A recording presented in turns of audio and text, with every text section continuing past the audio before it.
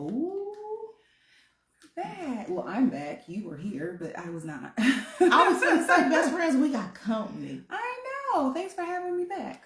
Yeah, we got company. You know, girl, anytime Chaun been gone and come back, girl, the people was like, where's Chaun? Oh, I was hibernating. Where's Chaun? I said, girl, maybe I'm not doing it justice, girl. If everybody asking, where's Chaun? No, they just know there's usually two people on the couch. Yes. Well, scoot on in. Get comfortable. I showered. So, I did. You know, yeah. Well, listen, you weren't here yesterday, so let me give you an overview of what I talked about yesterday. Okay. So, yesterday, I titled the episode, Chaun Don't Want Me. Oh. Chaun Don't Want Me. Because I had got to the part where, you know, you and I were on paper seemingly doing well, but, you know, you were kind of pulling back. I was looking for some intimacy. Got it. For over a year plus, you know, and you were pulling back and you were being very vague with your reasons and your answers. Got it. And, you know, we were just really going through it. And I was telling the best friends yesterday on the last episode that I had told you, I said, girl, listen, something got to give. And, you know, Nyla gave. Yeah. You told them I told you do what you got to do? Yep. I told the best friends that you said, go on, do what you got to do. And how, the audacity, you know, it was the audacity. Well, you said it, not me. Your word. You got to own up to what you do now. And it was audacity. It was audacity. Well, that you said, do what you got to do. And you told me to, you know, go ahead and pursue whatever I felt like I needed to pursue at that time. So I told them about Nyla. Girl, I even went as deep as to tell them how Nyla showed up. Oh, girl. At the house. And, you know, we just really, I just gave them the story. Nyla's the reason why I got high blood pressure now. You think? You think? I told them, I said, that girl told me to go in the house. It ain't got nothing to do with me. She said, what? You don't remember when that girl was standing at the end of the driveway and told me, go in the house. This ain't got nothing to do with you. No, I don't remember that part. I remember Mama holding you back. And I remember you were trying to get to her, and I remember pushing her back through the end zone. You know, because she was trying to get to you, and I wasn't finna let that happen. And then you was trying to get to her, and Mama was trying to hold you back. And then I told them how the kids was just standing in the door. You know? No, looking like, what's going on with my mamas? Yeah. So, anywho's it? Neither here nor there. That was then. So, what was the next big thing that happened? Because we were okay for a little while. We were okay for a little while after that. Okay. Then I was having some issues with my stomach. Okay. I was having problems with my monthly visitor. I'll put it that way nicely. Okay. For years it had been a problem, and it had just been getting progressively worse as I got older and older. And so my doctor, who happened to have been the same doctor that delivered our babies, was like, you know what? This is getting pretty bad. To the point where I was finding myself in the emergency room from the pain. Okay. So she was like, yeah, I think we might as well go ahead and look into a hysterectomy. I said, fantastic. Yeah. Go right ahead. Because clearly nothing's coming out of here, and I can't deal with these issues that I've been having. So let's go right ahead. So our doctor decided to do a hysterectomy for me. So we planned for this hysterectomy, knowing that I was going to be out of commission for a little while, and I was going to have to heal and all of those sorts of things. Candy had made all of the plans and the provisions so that this thing ran like a well-oiled, well-put-together play the day of my surgery. Yeah. She incorporated family members to be with the twins. She made it so that she could be there with me during the surgery. She made it so that she could stay with me overnight. Just did everything that she always does, which is be there. Okay. She led that whole charge, and she was there like always. I don't know if you want to take over. Because the twins were only like what? About the twins were 3 or 4? 3. They were about 3? Yeah, 3 or 4. Okay. Yeah, they were 3 or 4. So they were about 3 or 4 years old at this point. So they were still, I mean, they were walking, but they were young. They were young. And so one of the things because I've let you guys know in some previous episodes that I was not the best wife, okay? I was doing stuff outside of my marriage that I should not have been, but Candy was none the wiser. Right. Oh, but the hysterectomy came.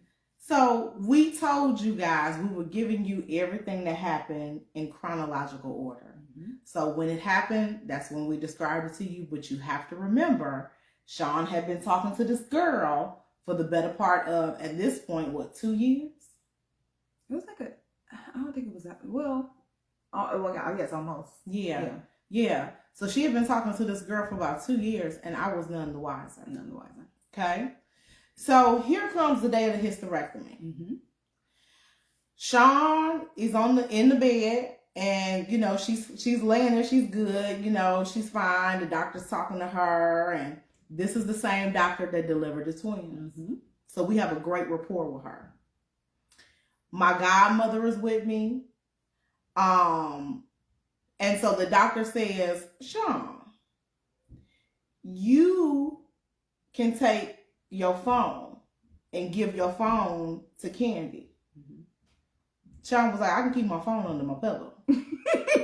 I can keep, I'm not gonna be up. You know, my phone can stay with me. So the doctor goes round and round and round and was like, well, just, give Candy your phone. Chaun gives me the phone. Mm-hmm. We say our goodbyes to Chaun, praying for you, see you in recovery. We do all this with Chaun, right? Me and my godmother go to the waiting room. And we like to talk. Her and I, are like two cackling hens. So we're talking, and it was almost like the Holy Ghost did like this. It was almost like God said, girl, you got that phone. You got that phone. Chaun don't go from upstairs to downstairs without that phone. Now, keep in mind, this is not what Candy does. I don't go through phones. Period. I'm not that kind of girl. I'm not gonna go through your phone. That's my ministry. Yeah, that's Chaun's ministry, girl. I don't play like that. I'm not a girl that does the investigations and all that, girl. So it was almost like, girl, the Holy Ghost tapped me on my shoulder and said, girl, you got access to this phone. But I'm not really tech savvy. So, girl, I'm going through every app. I'm looking under places. I'm looking in drawers. I'm, virtually, of course. You see what I'm saying? I'm listening to my godmother and we talking, but girl, I am on a mission at this point. And I stumble across, so the text messages, I could tell that there have been several erased messages with people because the flow of the conversation wasn't matching. It was weird. Like, it'd be like, what you doing? I'm headed to the grocery store. He, and it would be like, that's so funny. That's so funny. And so like, you could tell like somebody had gone through and like just piecemeal and erase certain things. So the flow of certain conversations wasn't really making sense. But what could you do, right? So I ease on down to the photo department. And I'm scrolling. Nothing looks, awry. Nothing raises suspicion until I get to this picture. It's a very suggestive picture. I noticed, however, in the picture that Chaun was laying in our old bed and she had very short hair. Like, y'all see how long Chaun's hair is? At the time, her hair was like up to here. Mm-hmm. So it was very much so given like bob. She had a little bob. So I'm looking at the quality of the picture and I'm looking at the fact that she was in the old bed. This ain't the new bed. And I'm looking at the fact that she had a bob and I'm like, Chaun ain't never sent me this picture. This picture is different than what I'm used to. So I send myself the picture and I just sit on it. And I ended up later confronting Chaun. Mm-hmm. Now, I have a decision to make in that moment, best friends, because I now know that something is going on. I don't know what. I don't know who. I don't know how long. I don't know anything. She's in surgery. My family has committed to taking care of the kids so that I can be there and take care of Chaun. And stay with me overnight in the hospital, which she hates hospitals. Stay with her overnight in the hospital, all of the things, right? Chaun's family's still in Chicago during all this. It was me and my family that was there every step of the way. So, Chaun is like, coming out of surgery, and I'm just looking. I ain't say nothing. I'm just looking. I made sure she was good. I went home. I put the twins in the bathtub, washed their hair, made sure they, were fed and everything.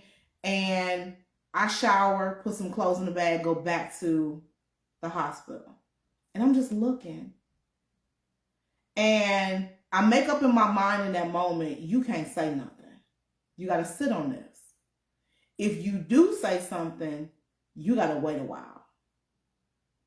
So then I'll let you pick it up. So Candy takes care of me like nothing was ever awry. I would not have been any the wiser. So I have to stay in the hospital overnight. She takes me home. She cares for me. She gets me in the car. She drives me home. She gets me in the house. Then, did my mom come that day or the next day? No, she came the next day. So she gets me home. I rest that day. Then my mom comes down, and I think my mom stayed like 2 or 3 days with us to try to help Candy take care of me. So I guess at that point, Candy had stewed on this long enough and was like, yeah, I can't. Like, what I can't do is keep this facade up because this is burning a hole inside of me. And so I just got to let you know. Yeah. And I will never forget it. I remember this was the day that I was finally able to make it downstairs. I think the first day and a half, I didn't come downstairs because it was just too hard for me to. Mm-hmm. So I remember coming downstairs and I was sitting in the TV room and my mom was sitting on the couch next to me. Mm-hmm. And I think my mom went to the bathroom. And Candy was sitting on the other couch, the love seat. And I just remember her telling me or saying something like, I know, or something like that. It was something to the point of like, you've been on some BS and I know. Mm-hmm. And I didn't have the opportunity to really respond or say anything. Is that when you showed me the picture? Or did you show it to me later? Because I just remember when my mom came back, it was like the conversation had to stop instantly. Because we couldn't go back and forth because my mom was sitting right there. Yeah, I think I showed you the picture. But the conversation continued because at some point she went upstairs, showered, and went to bed. Yeah. And the conversation continued. Mm-hmm. And I think a large part of it to me was you kept lying about it. I kept lying because I kept trying to tell her. I was like, I sent you that picture. Candy was like, you've never sent me this picture. I was like, you just don't remember. Like, I sent you that picture. She's like, you've never sent me this picture ever in life. And at that point, I was just like trying to dig my way out of a hole. Like, I was just trying to think of anything that I could because I did not want to own up to all the BS that had been going on and what I had been doing. And so in so many ways, I played in her face. That's why I say it's the audacity, right? Like when you do stuff and when you think about stuff and you go back in retrospect and you really take a mirror to your face. Mm-hmm. How dare you, Chaun? Mm-hmm. How dare you? First of all, how dare you do this to your wife?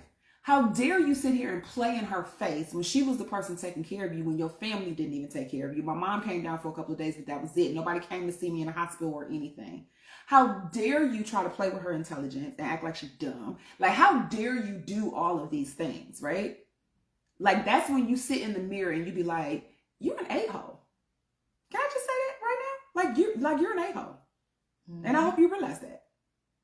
Yeah.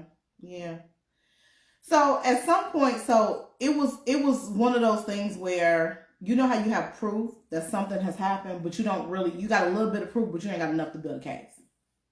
We know we see your fingerprints. We know you was at the scene of the crime, but we can't put the weapon in your hand. You see what I'm saying? Like, it was very much so given that. Like, I knew what it was. I just didn't know, like I said, the details, the who, what, when, how, all of the details, right? So I wasn't letting up. Mm-hmm. It was something deep inside I was not letting up. in some kind of way. I can't remember what story I told you, but I made you feel like I knew more than I knew. Mm-hmm. And I can't remember how I framed it, how I worded it, but I presented it to you as if I knew everything and I didn't know anything. Mm-hmm. So then you started talking, mm-hmm. right? So then Chaun tells me. She tells me about the girl. She tells me about the fact that she was a customer of ours when we had our State Farm office. You know, she tells me about all of the things. And I was like, oh, so you was playing in my face, she was playing in my face, and everybody thought it was cute. Got it. So it was one of those things where I literally was just like, I'm done. I'm done. I'm done. So I remember at some point over the next couple of days after that, I remember calling my godmother. And I remember calling her saying, I'm filing for divorce. And she was like, what? And I was like, I'm filing for divorce. Right? I said, because it's one thing to cheat, but it's another thing to lie. It's another thing to play in my face. It's another thing to be okay crossing certain boundaries. And then to me, it was also the fact that we weren't intimate. Mm-hmm. You were selling me on the concept of, you know, maybe it's my hormones because I'm having all these female issues, and you know, like maybe, you know, I just don't have the desire. But I'm looking at the picture and I'm like, you clearly got it for somebody. It just ain't me. So I just was done. I was done. And so I ended up filing for divorce.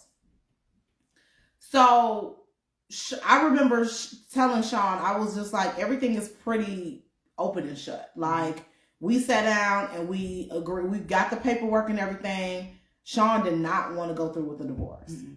Candy, this is how serious she was. Candy had went down to the courthouse. I didn't even know.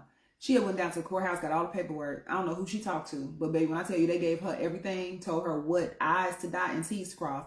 I just remember Candy coming home one day and I was in the kitchen and she threw these papers on the table and was like, I want a divorce. Mm-hmm. I'm sorry, what? Yeah. What? Mm-hmm. I said, yeah. So I was just like, you know, we went through so many roundabouts, and I'm like, we didn't have to be here. I had got to the point in my life where I was just like, I want so much more than this. You know, growing up, I saw examples of very healthy marriages, and I saw examples of very toxic marriages. I saw people who were single and they were happily single, and I've seen people who were single and they were miserable. I've seen it all, girl. I've seen marriages last 60 plus years. I've seen marriages that didn't last but 1 or 2 good years. You know what I'm saying? And it ended very nasty. So, and I've seen every end of the spectrum in between. And so I had got to the point where I was just like, look, we done brought these kids in the world that I'm now responsible for. I'm not going to go back and forth with you. I have a successful career that's stressing me deep out. You see what I'm saying? I was just like, I just don't have time to go round and round the mulberry bush. And I just felt like at that point in my life, I was still young enough and I had enough to bring to the table where I'm like, girl, I can remarry. I can go somewhere, I can heal, drink my water, lose this weight, and I can find somebody else. And I was over it. And I just felt like if at that point, she had showed me more than she could ever tell me that you don't value me. You value what I felt like I brought to the table. Chaun has always been big on stability. And so for me in that season, I just felt like all I was to her was stability. I was stability. I was the provider. I was the protector. And she wanted to get every other need met somewhere else. And that wasn't enough for me. And so I just remember looking in the mirror and I saw the person who you used to drool over in college. And that was the first time in years I had saw that girl that had the swag, the girl that, you know, some people call Candy on campus and some people call Ace. You know, I seen Ace looking in the mirror back at me. And I was just like, you done lost it. You've lost it. You've lost your swag. You've lost your confidence. You've lost your motivation. You lost all of it. And you playing games with somebody who's older than you, and You don't have to settle. You don't have to take this. You're better than that. And so I was like, I have no choice. So I was having a conversation with my godmother, and I said, I'm left with no choice but to file for divorce. This woman don't respect me. She's lied in my face for years. I was like, it's been one of them situations where, for me, it started when, not only when y'all crossed that line, meaning you and a girl, but it started for me when I was asking you what was wrong, and I was wanting you to communicate, and it wasn't happening. And so I was like, I'm telling my godmother, I was just like, don't cry for me, because hell, I'm in a marriage by myself.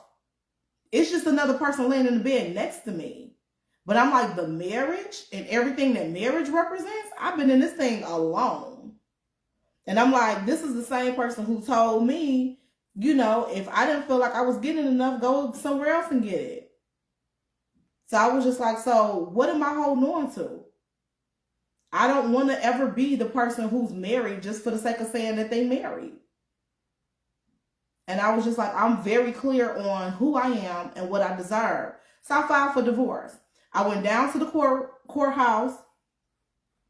And one thing about your girl is she is extremely savvy. I'm savvy. When I don't know, God always put the right people in my path to make sure I learn and find out. So there was a lady working down there at the courthouse. Very nice girl behind the desk. She had time that day. She answered every question. She gave me copies of everything I needed to do, because you guys got to remember, gay marriage at that point still wasn't even legal in every state. So the divorce process for us, although it was the same as the straights, it was all relatively new. You see what I'm saying? So we go through this process. So she was like, girl, you don't even have to hire attorneys. Y'all can do this, that, and the third. For the house, you could do this. For the kids, you could do this. Especially if there's no disagreeing. She was like, there's no reason to even go down the rabbit hole of y'all wasting money on attorneys if y'all sit down and agree to everything. Mm-hmm. Chaun and I literally sat at the kitchen table and went through all the paperwork. I'm talking about 40, 50, 60 pages of stuff. Mm-hmm. We went through all the paperwork, and we did not go to the next page or the next question until we were in 100% agreement with that's what's best. She was mad. I was mad.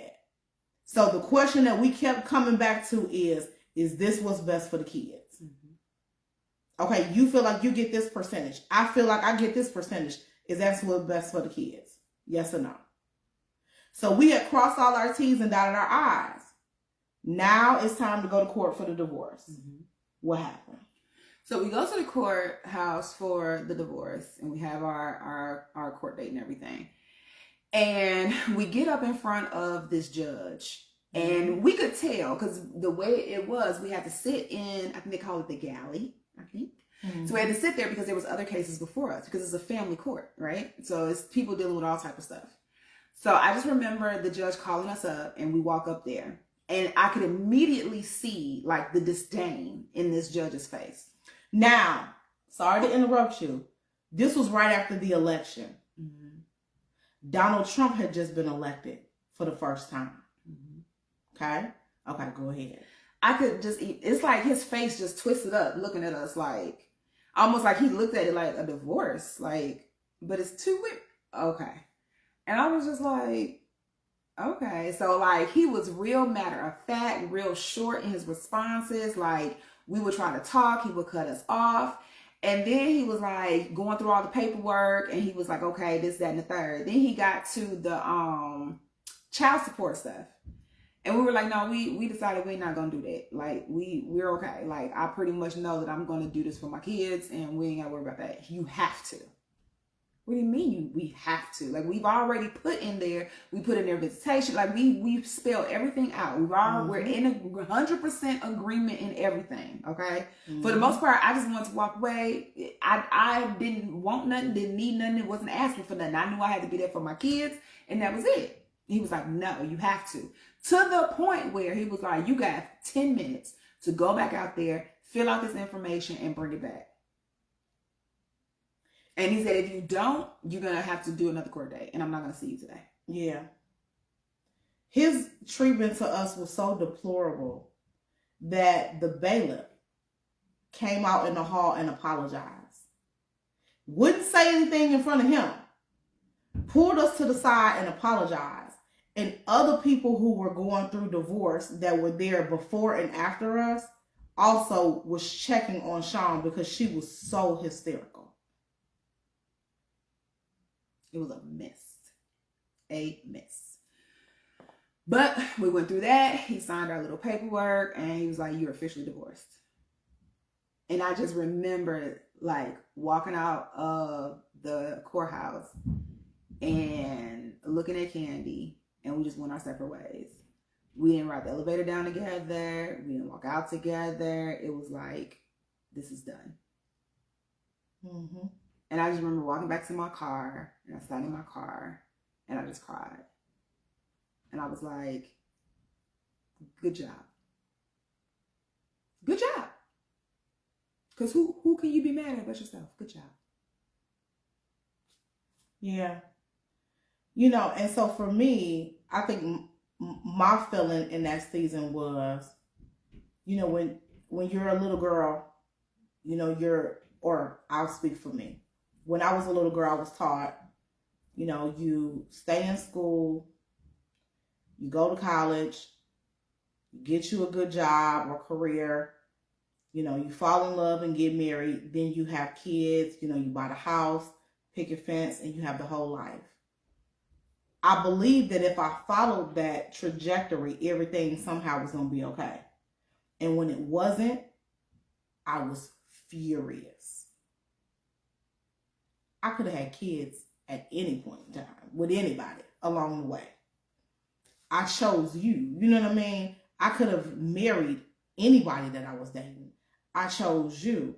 And so I was bitter. There's no other word. I was bitter. I was extremely bitter. I'm looking like, what am I going to do now? These two small kids are in daycare. And I'm like, I didn't sign up for this. They didn't sign up for this. And I would just, every time I seen Chaun, to me in that season, it just represented those emotions. And I'm like, you've been playing in my face. And I just couldn't figure out. I would see her cry. Like I seen her cry when I asked her for the divorce. I seen her cry when we were sitting at the kitchen table and we were filling out the paperwork. I seen her cry when we were standing in front of the judge and he, you know, proclaimed that we were legally divorced. But like Tina Turner, all she wanted was her name. You know, I seen her cry all of those times. But I'm not gonna lie, I couldn't even attach emotion or care to it because all I kept saying is, what did you think? You've been taking me for granted the whole time. And you only emotional, not because of what you did, because you could have made a different choice at any point in time, but you're only emotional because you got caught. And you only emotional because it cost you something. When it was costing me something, you didn't care. And I just kept looking like, what you want me to do? What do you want me to do? So then we continue for a while, divorce. Mm-hmm. Chaun moves out.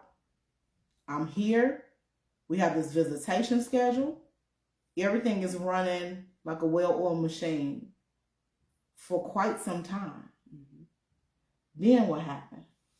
So then after that, let me make sure I get my timeline together. After that, we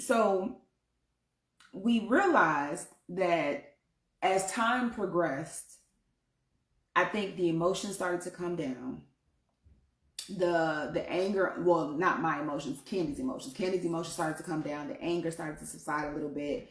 And in the midst of us co-parenting and understanding how to do visitation with the twins and everything like that, I think we started to see just little glimpses, just little 5-second glimpses of what used to be a friendship between her and I.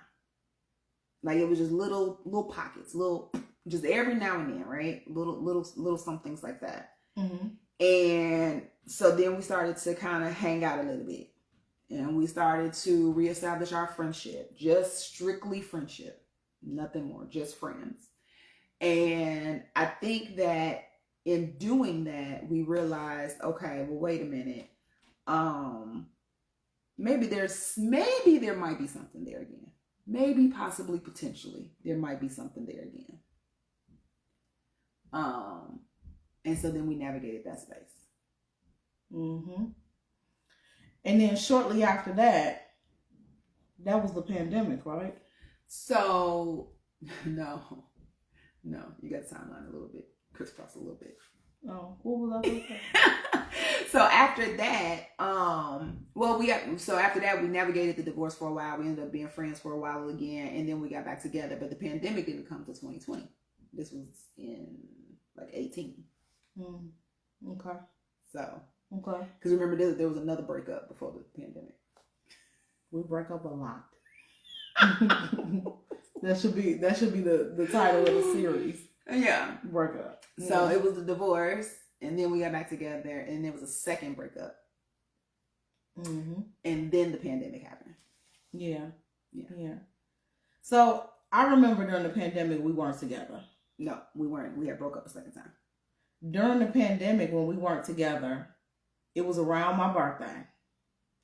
And I remember them saying, girl, everybody got to hide your wife, hide your kids, hide your dog, lock yourself in the house. Mm-hmm. Because if I remember correctly, we were supposed to go to dinner or something like that, and the restaurants ended up closing down. And everybody was talking about how bad this little disease was. Mm-hmm.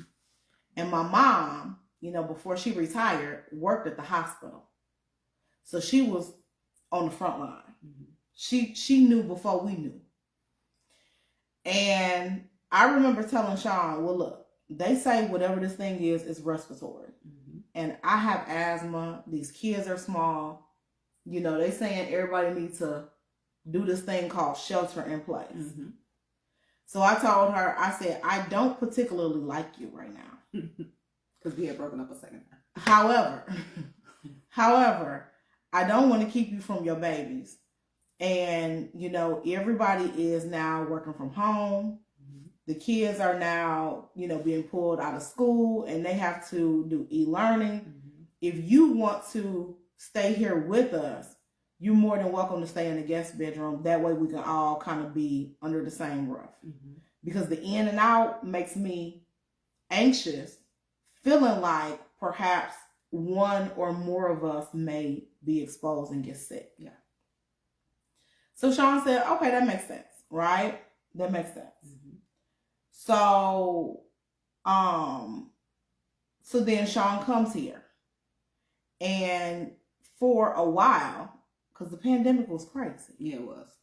For a while, it's business as normal. Mm-hmm. Chaun is working from home. I'm working from home. The kids are e-learning, and we just kind of making it work. Mm-hmm. Everybody hair growing out. We looking crazy. Everybody look real homeless about the face, mm-hmm. Hair is like this thick because, I had a real short cut. Girl, at this point, my fro done grew out, girl. It's uneven all around. People just looking real bad. So then what happened? So then, after sharing space with each other, it's something about when we come back together and share space for a while. We start, I don't know if it's a twinkle in one of our eyes or just, I don't know. I don't know what happens. And so with the pandemic, we started hanging out, spending time as a family. We're like, oh, this, I guess maybe the good little feeling starts to try to bubble up again. Mm-hmm. And so then we're like, you know what? Because it was really the twins that got us this time. This time, it was because of the twins. Because they came to us and they said, I think they said something, and please correct me if I'm wrong. I think they said something along the lines of, we would love for you guys to be together until we get older. Mm-hmm. They did. And because they got used to us being a unit again. Mm-hmm. Me being in the house, us being together every day, and all of that. And so I just remember us talking to the babies and saying, oh, we'll talk about it and stuff like that. And I remember Candy coming to me and she was like, we need to have a conversation. Mm-hmm. And I said, okay. And she was like, so I'm just going to tell you this now. this is for the kids. Perhaps we should try to see if there's something else for our children. Period. But I was like, let's be clear. Let's be clear. This is for the kids. This is for the kids. She's like, I'm going to try. When I make my decision on something, when I make my mind to do something, I stand on business. Mm-hmm. But understand and know it's for Candy and Chaun. Mm-hmm. Okay? Yeah. I said, I understand. I was just grateful that she even considered it. I said, okay, I understand. I just appreciate you trying. I know nothing is guaranteed. Okay. Mm-hmm. Mm-hmm. And so we fall back into this groove again during the pandemic. Yeah. And we try to make it work. Mm-hmm. And then shortly thereafter, she made me quit my job. No, she's like, yeah. Shortly thereafter, this thing kept happening, right? This thing kept happening. Because at this point, I'm looking at State Farm like, girl, you can go. And Chaun has transitioned out because we've gotten a divorce. Yeah. So now Chaun is no longer my office manager at State Farm. Now Chaun is working for a competitor. Mm-hmm. She's in insurance, but she's working for a competitor, right? So Chaun is back into the swing of things in corporate America. I still am doing my thing, and Chaun kept being extremely stressed out at the end of the day. Because they had promoted me to a different position in a different department. Mm-hmm. And when I was in the office, it was okay. But trying to basically learn a whole new role, new responsibilities, and all of that from home. With little help. Yeah. Drove me insane. So me and the kids kept noticing this routine. She would have headaches and be stressed out to log in. Then she's logged in. There was no time for a bathroom break. There was no time for Chaun to go downstairs and get some water or some fruit or a snack in between, meetings and things. There was no time for any of that. Chaun would be glued to her desk from the time she logged in until well past the time that she was supposed to be done for the day. And she was extremely stressed out. To the point where she'd be downstairs in the kitchen. I would hear cabinets slamming, all of this kind of stuff. So one day I go down there and I'm like, look, shorty, listen. We agreed to try this thing for the kids, but you bringing all this energy up in here that wasn't previously up in here. I'm stressed out too, because of, my office and all the different things. But I was like, but let's not go too far. You see what I'm saying? What if it's that stressful? Let it go and go find you a little something else. And she you don't understand, blah, blah, blah, blah, blah.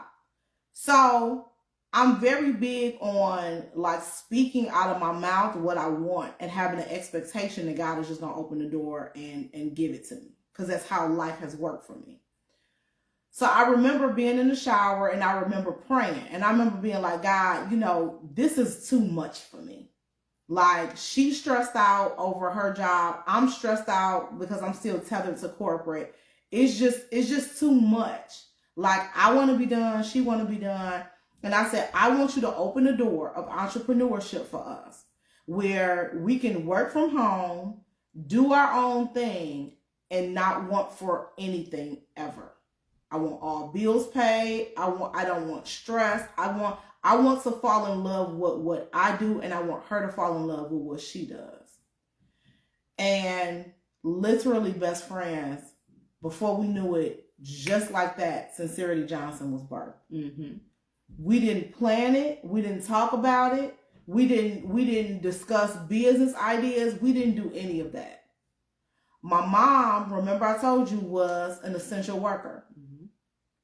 This was during the time everybody was putting on the mask, and they had the different color mask and the material mask and all of that. So Chaun, being unable to go get her hair done, was like, well, when I got to go to the grocery store or whatever, it would be nice to have a mask that matches my head wrap. Mm-hmm.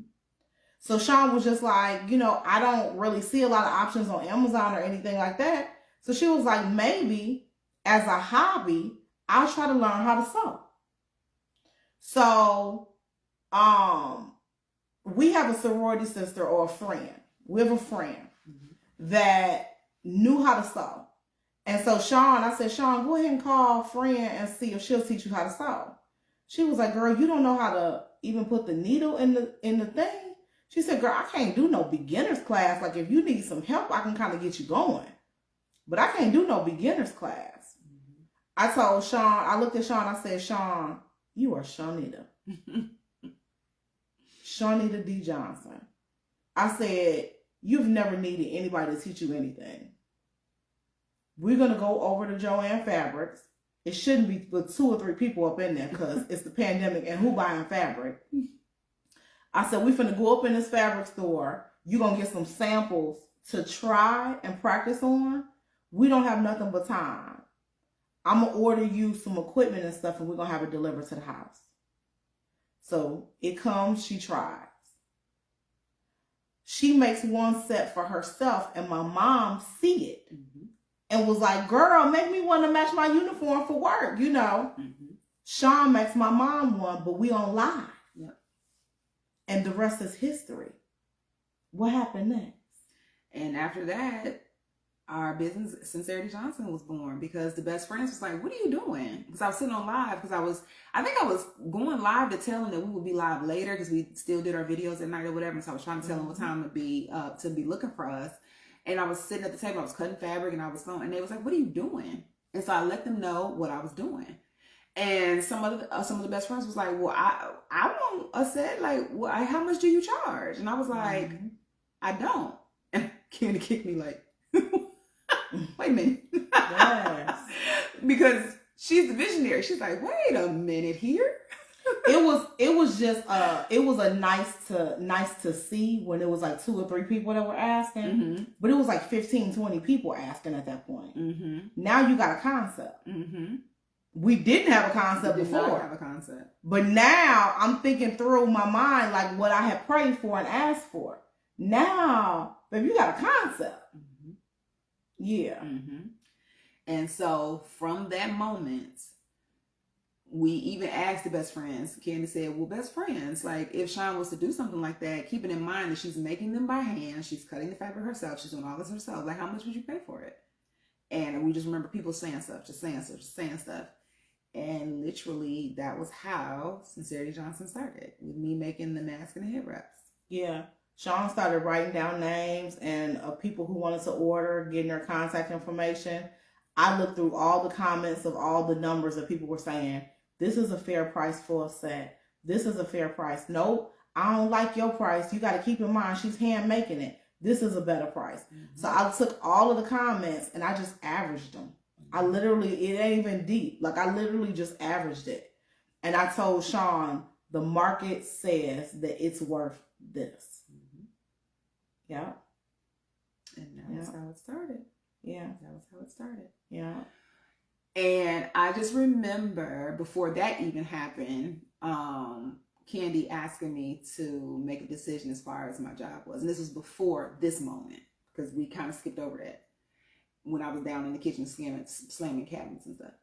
And she was like she, in her words, look, shorty, you got to make a decision. Yeah. I'm like, girl, and I just remember thinking to myself, because I literally have been working since I was 14. What do you mean you want me to not be punching a clock somewhere? Like, I don't even know what that means. Like, that makes no sense to me. And she was like, in so many words, she's like, do you trust me? Yes. You got to make a decision. Like, because what I'm not going to do, she was like very firm. I'm not going to deal with you in this situation, in this funk that you're bringing in this house. I'm not going to. And so I thought about it. I think it took me like a day or two. And I remember submitting my resignation and was just like, oh my God. Like I was so nervous because I had never done something like that before. I've never, like the longest period of time that I can remember not working is when I told y'all I sued the police department. I didn't know what not to work. I didn't understand that. And I remember putting my resignation in, and once I logged out for my last day, I just have not looked back. And everything that I was afraid of resolved itself. Mm-hmm. How many years ago was that? That was 5 years ago. 4 years ago. 5 years ago. Because it was August of 2020. So it's almost 5 years ago. The day that Chaun put in her resignation, I had a vision. And I said, when she has her last day of work, I'm going to ask her to do something. Mm-hmm.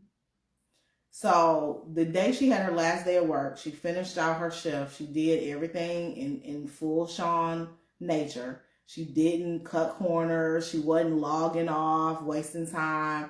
She literally gave it her all from the moment that she logged in that day till she logged out. 4:30 came. It's time for Chaun to log off. It's like 4:31, 4:32. She finally logs off. She takes a deep breath. And I said, how do you feel? And she's like, I feel relieved. I feel this, that, and the third. I said, wait a minute. Hold on. Stop. Mm-hmm. I said, the kids are small. I'm going to bring them up here because sometimes, they're noisy. I said, I want you to take either your phone or your computer, and I want you to go downstairs and sit at the table. Don't go live. Just turn your camera on and just talk. Mm-hmm. Just talk. Talk about what you think, how you feel, what you fear, what you want. Just talk. No direction. Just talk. You can talk for as little as you want, as long as you want. Just talk. I was like, I have a vision. And this is bigger than just us. What we're creating and what we're doing is bigger than just us. Mm-hmm. I was like, this is a movement. And it's got to be documented. Every step of it has to be documented. The highs, the lows, and everything in between. So Chaun went downstairs. What'd you do? I filmed a video. I can't remember how long it was. And we've shared it. We'll share it tomorrow. Yeah, we'll share it again tomorrow. Mm-hmm. But yeah, I just remember sitting at the table and it was just my raw emotions, my raw reaction, my raw emotion of what I was feeling in that moment. Mm-hmm. Yeah. Yeah.